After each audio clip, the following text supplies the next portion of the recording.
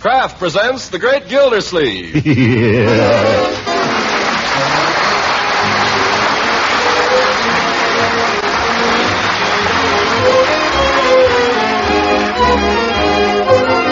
Kraft Cheese Company will also bring you Bing Crosby every Thursday night. Present each week at this time Harold Peary as the Great Gildersleeve, written by John Whedon and Sam Moore.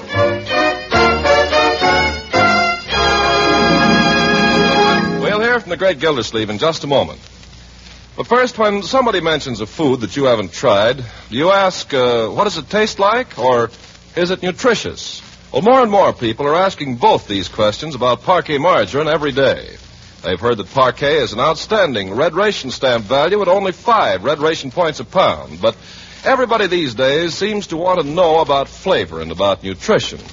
Well, flavor is hard to describe, but I can tell you that Parquet margarine, like all of Kraft's fine foods, has a quality flavor that's fresh and sweet and deliciously good. Yes, I think your very first taste will convince you that Parquet is a truly satisfying spread for bread and an appetizing seasoning for hot vegetables. You'll find that Parquet adds real flavor for home baking, too, and it's just about perfect for pan frying. As for nutrition, your government officially encourages the daily use of vitamin-fortified margarine, and Parquet margarine contains 9,000 units of vitamin A in every pound. What's more, Parquet is one of the best energy foods you can serve. So for a real red ration stamp value in flavor and nutrition, serve your family Parquet, Parkay. Parquet margarine, made by Kraft.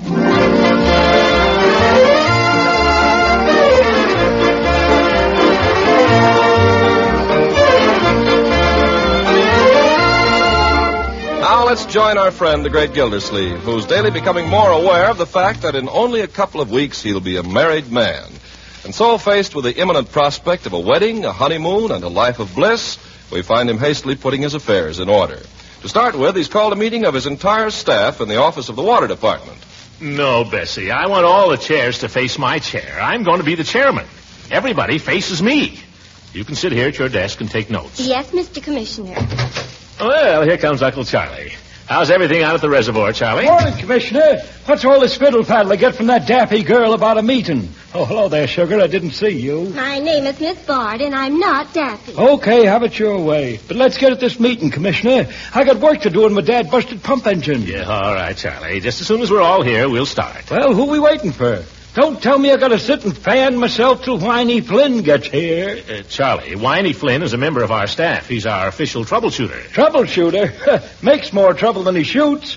He can't get over the idea the way to fix a pipe is to crawl inside of it. Yeah, but he can't. You're dead hootin' he can't. He can't crawl in a 12-inch pipe any more than I can. Any more than you can, even. Now, Charlie. Trouble with him is he don't know it. Why, 2 years ago, before you was commissioner, I had to get up in the middle of the dad-busted night on account of Whiny got stuck halfway into a drain pipe. How'd you get him out? Had to cut him out with a blowtorch. He's been mad at me ever since. Why was he mad? Well, I burned a little teeny hole in his pants. Yes. Well, maybe we shouldn't wait for Whiny. He went on a call to the mayor's house. All right, then let's get down to cases. I can't footle away the whole day. It's all right. The meeting will come to order. Now, I shall first state the purpose of this meeting. The purpose is to plan for my honeymoon. That's all, brother. See you later. Charlie, don't misunderstand me. I simply want things to run smoothly while I'm away, that's all. In other words, you and Bessie and Whiny will have to divide up my duties between you. You know what they are, don't you? Well, let's see. The rain falls out of the heavens and runs into the reservoir. Then I see that it's purified and pumped into the mains. Then Whiny sees that it gets to the houses, and the girl here sees that the folks pay for it. Mr. Gildersleeve, I ask you, what in Tunket is a water commissioner? Charlie, are you suggesting that I'm a parasite? Parasite, my eye. You're a... Never mind. Let's not get personal here, Charlie. All right, let's wind up this spelling bee so I can get back to work. If I don't get some oil in that jalopy by 11:30, she's liable to blow a gasket. Well, all right, Charlie. Just one thing first. I'm going to be married on June 27th, but I'll be back at my desk the 12th of July. Well, then what's all the shooting for? We got lots of time. Yes, but I want to be sure you'll all function perfectly while I'm away. So I'd like to have a trial period first, starting today. What do you mean, Mr. Gildersleeve? For 1 week, we'll all pretend I'm not here, including me. You mean you won't even come to the office? Well, might make it more realistic. Do you understand the plan now, Charlie? Oh, sure. Okay. And the meeting's adjourned. And I'm gone for the week. All right, so long, Commissioner. Wait a minute, Charlie. But what? I'm in a hurry, Dad. Busted? Yeah, never mind. I just want to warn you to get out your Sunday suit and take it out of the mothballs, because on June 27th, I want you to come to my wedding. Wedding? Who, me, Commissioner? Yes, you old buzzard. I'll speak to Mrs. Ransom about it today. Well, I'll be... Well, thanks. Mrs. Ransom, huh? She's the... whatchamacallit? Yes, she's my fiancée, yes. Dad, busted widows, knock over more good men. Well,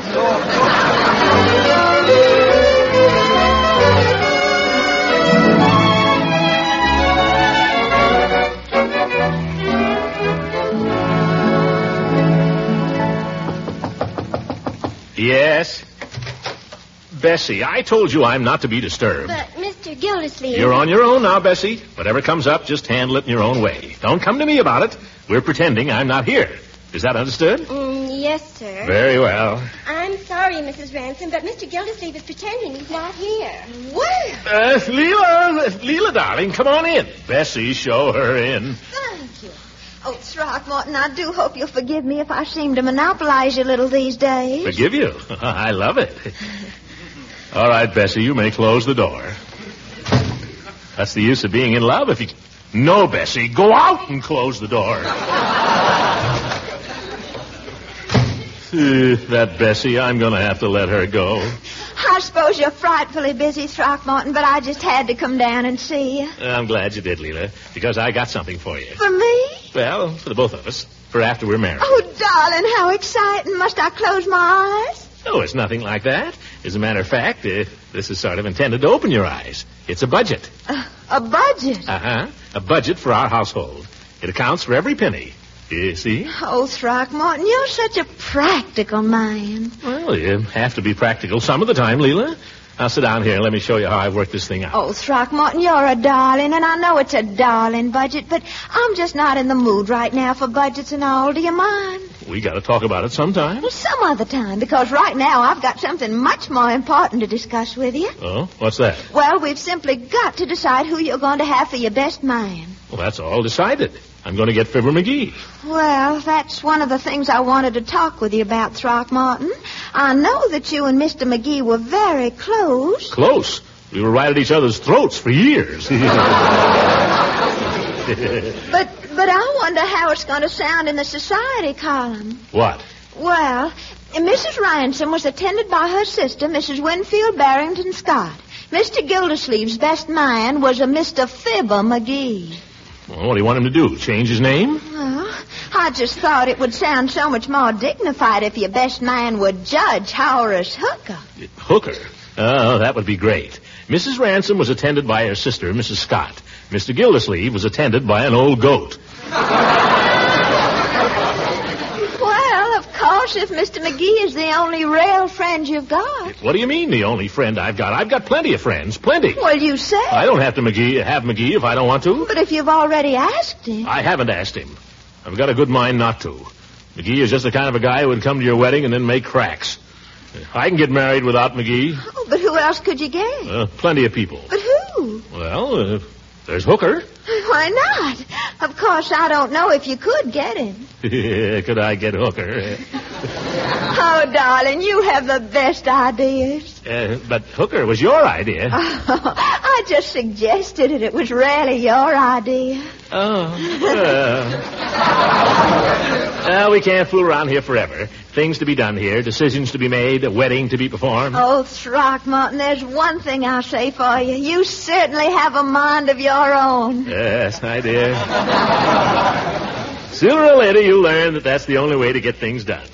Make a decision, any decision, but stick to it. Yes, dear. And speaking of that, young lady, I want you to sit down here now and go over this budget. Oh, but I can't, Throckmorton, not right now. Right now, right this minute. Well, I'll tell you what I'll do. I'll go over it with you tonight. Young woman, who is the master in this house? Why, you are, Throckmorton, of course. That's all I wanted to know. I'll see you tonight.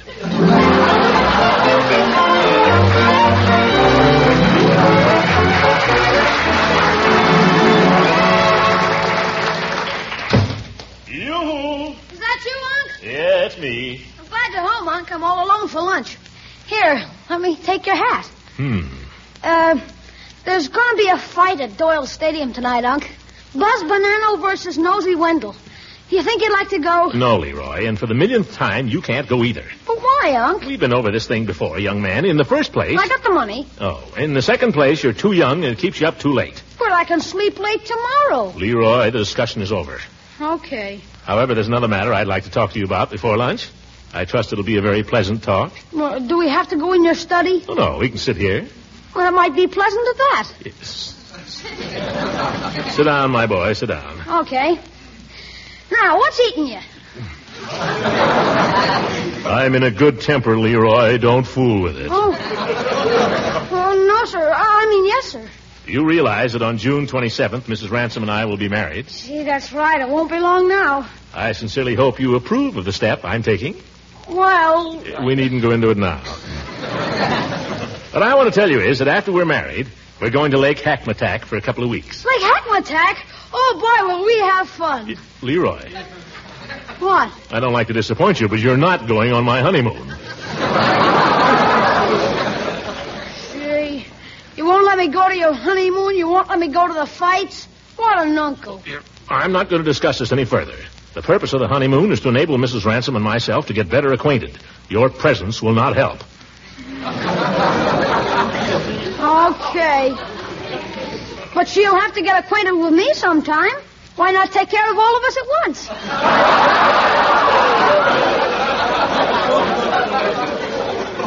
No, my boy. While I'm away with Mrs. Ransom, you'll have a much greater responsibility. Yeah, what? You'll be the man of the house, Leroy. You'll have to protect Marjorie and Bertie. Can I have your pistol? No. Then how am I going to protect them?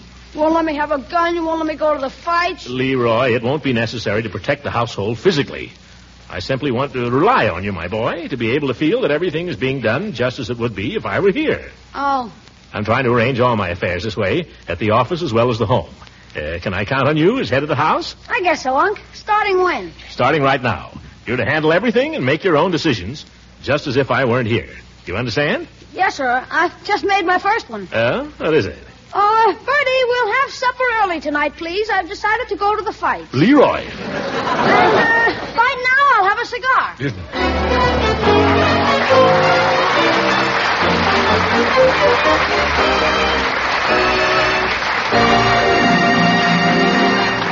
The Great Gildersleeve will be with us again in just a few seconds. Meanwhile, I was talking to our neighborhood grocer the other day, as men sometimes do. I found out some mighty interesting things. I'd thought that a lot of customers might be blaming grocers for the nuisance of point rationing, for example. My grocer says that isn't so. According to him, most of you homemakers seem to know that point rationing is a bigger headache for him than for you. And he says it's amazing how cooperative you are, planning family menus in advance and trying to get most shopping done early in the week and early in the day. But he did say, I hope people won't blame me when favorite foods like parquet margarine aren't in stock. Kraft and other food companies are doing everything they can to keep me supplied, but what with wartime shortages and parquet's growing popularity, I'm sometimes temporarily short. Well, I'm passing that along to you just as I got it from my grocer. And that's about all I have to tell you, except to add, thanks for cooperating with your grocer. That's one very real way you're helping to win this war.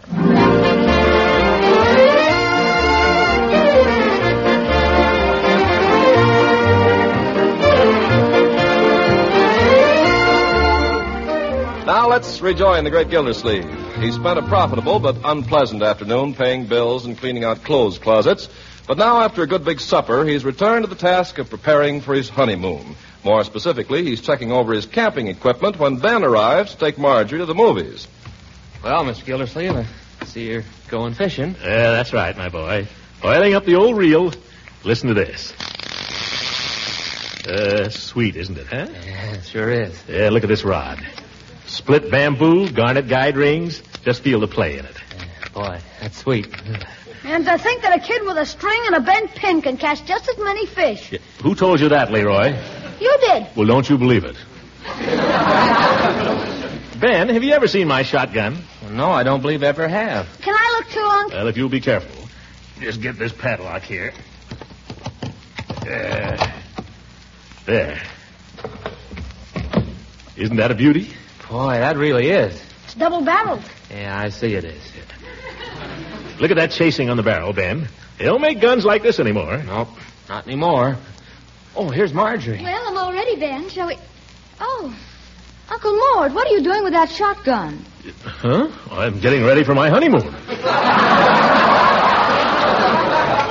Oh, for goodness sake. Is that what all this stuff is for, Mr. Gildersleeve? Yeah, that's it, my boy. I'm going to have the finest honeymoon a man ever had. Wait till I tell you. Look, every morning up at 6 o'clock for a plunge in the lake, get out and pile into a smoking breakfast. Who cooked breakfast? Mrs. Ransom. I mean, Leela. Then after breakfast, fishing. The darn lake is absolutely alive with fish, Ben. Just whistle and they jump right up in the boat. Yeah, I bet. As a matter of fact, it's great for trolling. We'll do a lot of trolling. What is trolling anyhow, Unc? Well, it's one of the finest forms of fishing there is, Leroy. I take my rod and I sit in one end of the boat with my line in the water, and the fellow at the other end rows the boat. Then I... Wait a minute. Who's that fellow at the other end of the boat? Well, he... Where did he come from? I guess we won't do any trolling. But the still fishing is just as good. And then we can hunt all afternoon. Rabbits and partridges. Oh, what a supper they'll make. Then after supper, we'll pitch horseshoes. What? Yes, sir. Got a whole setup. Yeah, I'm going to pack them in my bag right now. Sounds pretty good, doesn't it, Ben? Yeah. Sounds like there'll be plenty going on. Ben, come on, let's go to the movies. Excuse me, Mr. Gildersleeve, could I... My goodness, what's all this truck on the floor? Uncle Mort's getting ready for a track meet. Yeah. Huh? Come on, Ben. Good night. Good night. Can't imagine what's the matter with Marjorie. Oh, well, women. What's that about women, Mr. Gildersleeve? They're too deep for me, is all, Bertie. Oh, yes, we're deep, all right. Could I go to movies with a friend tonight, Mr. Gildersleeve? Certainly, Bertie, certainly. Thank you, sir. Good night, sir. Bertie. Yes, sir? Never mind. Something you want me to do? Well, no, but I was just showing Miss Marjorie all this stuff here, and I'm taking on my honeymoon, and she acted like there was, as if there might be something wrong with it. Do you know what I don't know anything, Mr. Gildersleeve, but I could make a suggestion. What, Bertie? You ought to leave that shotgun behind and take along your mandolin. Yeah. By George, you may be right, Bertie.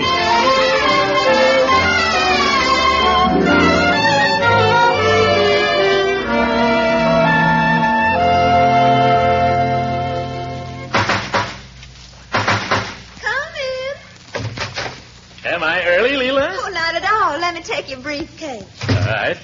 Say, that's a lovely thing you're wearing there. Do you really like it? I'm so glad. I was afraid maybe you'd be angry with Leela. Yeah, why in the world should I be angry with you? Well, you see, I opened an account today at Hogan Brothers, and I charged it. Charged it? Well, it's all right. They won't bill us for it till next month, and by that time we'll be married. But, Leela... There, you see, you are angry. No, I'm not. I'm not angry, Leela. It's just... Well, you see, in this budget I've drawn up, you have a special allowance for clothes. Have I? Yes. Now, perhaps you'd better let me explain to you about it right now. Yes, you do that, Throckmorton. You explain it to me. Well, wait till I get the budget out of my briefcase. Come over here and explain it to me, Throckmorton. You can spread it out here on the piano. Well, you see, it's like this, Sit Leela. down here on the bench beside me so I can see. Yeah, all right. Now, here's the first heading, Savings and Reserves. Under that, we have life insurance, automobile insurance, fire insurance, federal income tax, state income tax. Leela, how can you keep your mind on what I'm saying and play the piano? Go on, darling. My mind's on what you're saying. Well, mine isn't. Look, if you'll just sit still and listen to me till I finish this, Leela, I'll give you a prize. I'll take you downtown afterwards and buy you an ice cream soda.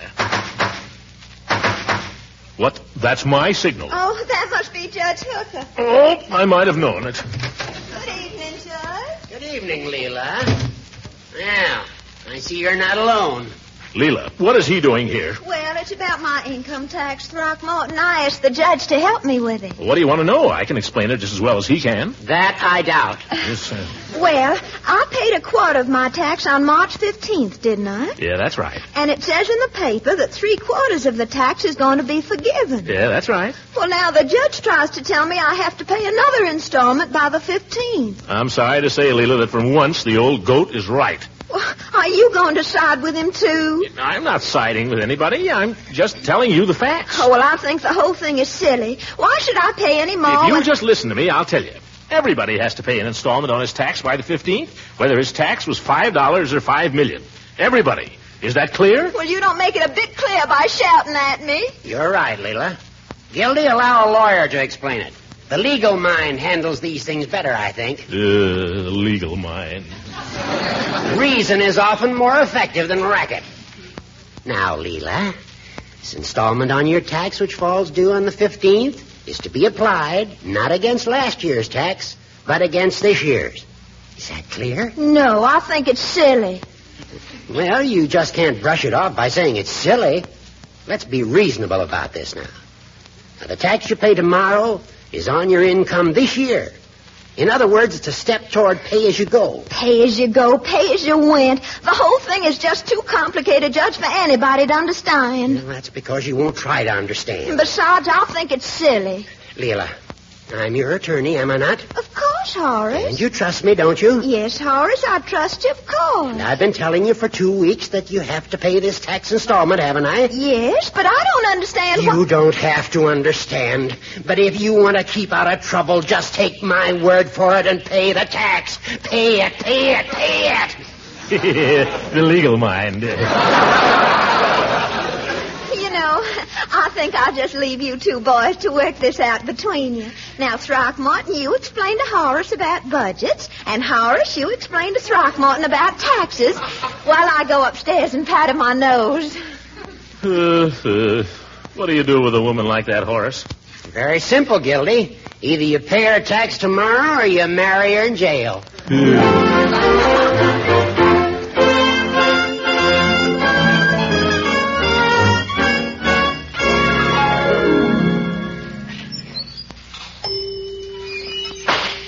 Hello, Mr. Gildersleeve. Well, hello, Peavy. And Mrs. Ransom. Well, I guess it won't be long now before I'll be calling you Mrs. Gildersleeve. Just 2 weeks. Think of that.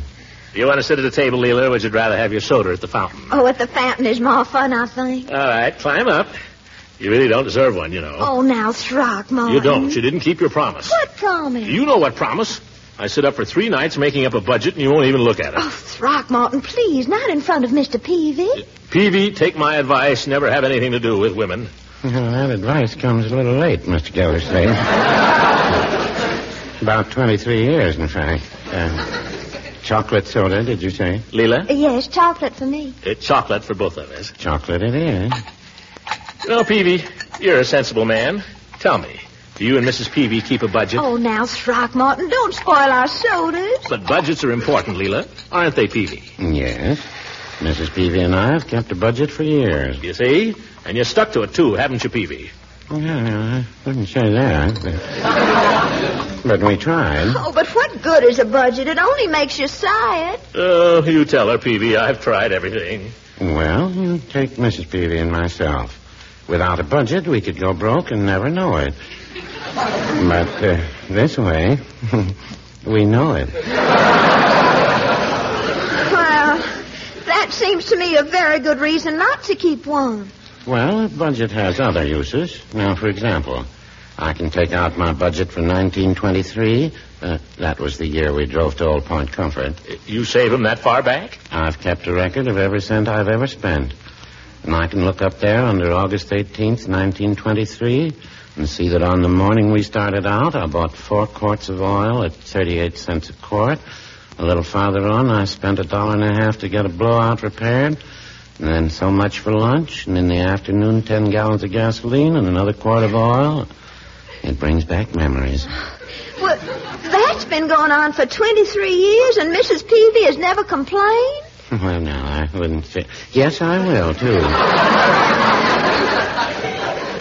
As long as we've been married, I've never known Mrs. Peavy to do any real complaining. You see, Leela, people can be happy on a budget. Tell me, Mr. Peavy, what's it like to be married 23 years?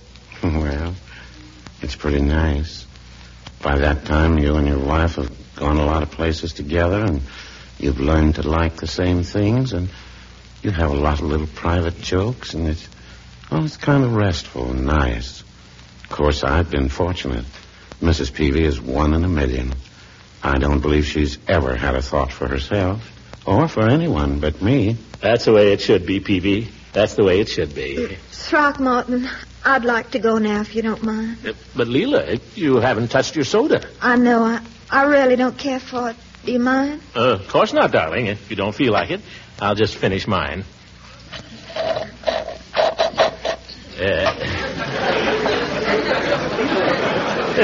Now we'll go. Well, thanks, Peavy.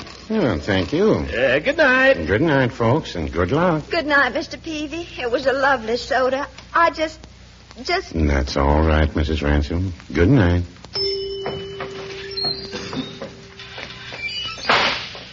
Oh, brother, what a night. Isn't it beautiful, Leela? Look at those stars. By George, you could almost touch them. The night was made for love. The night was made for... Leela, what's the matter? Oh, Throckmorton, I'm so ashamed. Ashamed? Ashamed of what? I haven't been very nice to you. I really haven't. I've been selfish. Oh, no, you haven't? I have, when you've worked so hard to please me, too. Oh, Leela, you mustn't be sad. Not on a beautiful romantic evening like this. Look at all the pretty stars. You see? They're winking at you.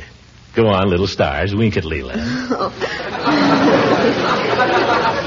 Oh, Throckmorton, you're sweet. Huh? And from now on, I'm going to try to be a different girl. I truly am. From now on, I'm going to be nice to you and just do everything you say. From now on? From now on. Beginning right now? Beginning right now.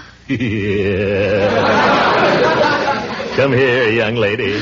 No, Throckmorton, before we do another thing, you and I are going to go home and go over that budget. What? Come on. Leela, wait a minute. Can't you take a joke? Hang the budget. Leela!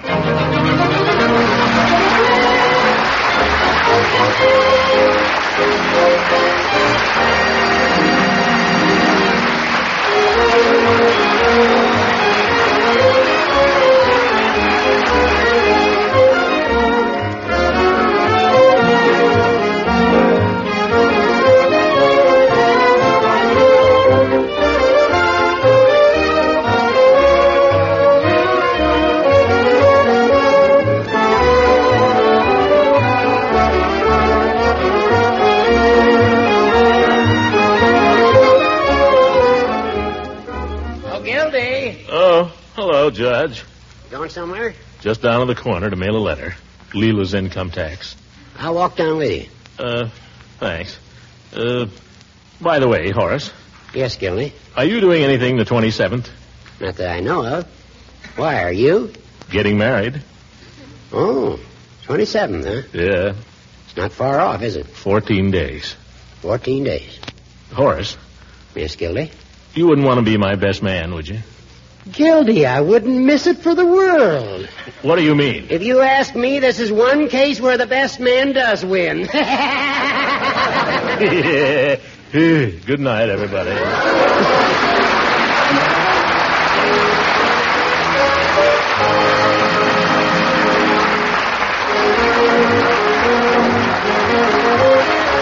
Music heard on this program was under the direction of Claude Sweeten. This is Ken Carpenter speaking for the Kraft Cheese Company and inviting you to listen in again next Sunday for the further adventures of the Great Gildersleeve.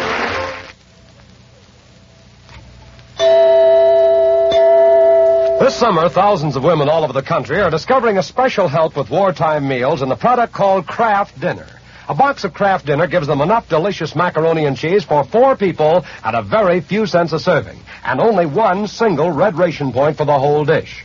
And with Kraft Dinner, they cook that delicious main dish in just 7 minutes. In every Kraft Dinner box, there's a special macaroni that cooks fluffy, tender in boiling water and an envelope of Kraft Grated. With this handy Kraft Grated, you whisk cheese goodness through and through the fluffy macaroni in a jiffy. A very smart trick is to shape the hot Kraft Dinner in a ring mold for a minute or two, unmold on a platter, and serve with creamed vegetables or fish or meat. But just as is, Kraft Dinner gives you a mighty fine dish. Try this 7-minute macaroni and cheese soon. At your food store, be on the alert for point-saving Kraft Dinner. This program came to you from Hollywood. This is the National Broadcasting Company.